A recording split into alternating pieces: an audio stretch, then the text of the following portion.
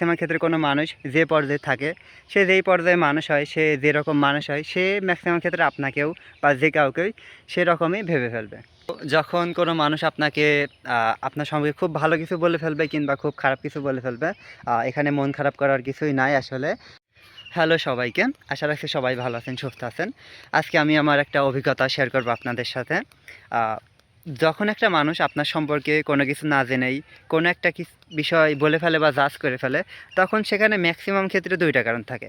আমি এখানে জেনারেলাইজ করছি না যে দুইটা কারণই থাকে, কোনোভাবে তিনটা কিংবা একটা থাকতে পারে না।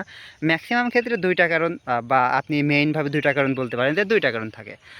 এক নম্বর হচ্ছে যে সেই মানুষটা আপনার সম্পর্কে না জেনে বিষয়টা বলে ফেলেছে, সে আপনার সম্পর্কে পড়ালেখা করে নাই, এই একটা কারণ। আর দুই নম্বর কারণ হতে পারে, এটা একটু খারাপ শোনাতে পারে কিন্তু আসলে এটাই সত্য, যে ওই মানুষটা ম্যাক্সিমাম ক্ষেত্রে কোনো মানুষ যে পর্যায়ে থাকে, সে যেই পর্যায়ে মানুষ হয়, সে যেরকম মানুষ হয়, সে ম্যাক্সিমাম ক্ষেত্রে আপনাকেও বা যে কাউকেই সেরকমই ভেবে ফেলবে। এইটা মেন। আর আগেরটা আর কি ধরা যায় আর কি কারণের ভিতরে। ম্যাক্সিমাম ক্ষেত্রে দুইটা কারণই আমার মতে খুঁজে পেয়েছি আমি। সো যখন কোনো মানুষ আপনাকে আপনার সঙ্গে খুব ভালো কিছু বলে ফেলবে কিংবা খুব খারাপ কিছু বলে ফেলবে, এখানে মন খারাপ করার কিছুই নাই আসলে। আ এখানে আপনার কোনো হাত নাই।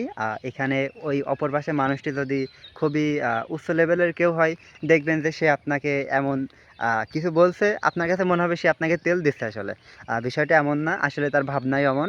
আর যদি এখানে কোনো নিম্ন বুদ্ধি বা যাই বলেন ওই ক্যাটাগরির মানুষ থাকে, তাহলে সে আপনাকে এমন কিছু বলবে যা আপনার কাছে মনে হতে পারে সে আপনাকে অপমান করছে, কিন্তু বিষয়টা মোটেও এমন না, আসলে তার বোধশক্তিই তেমন আর কি। টাটা।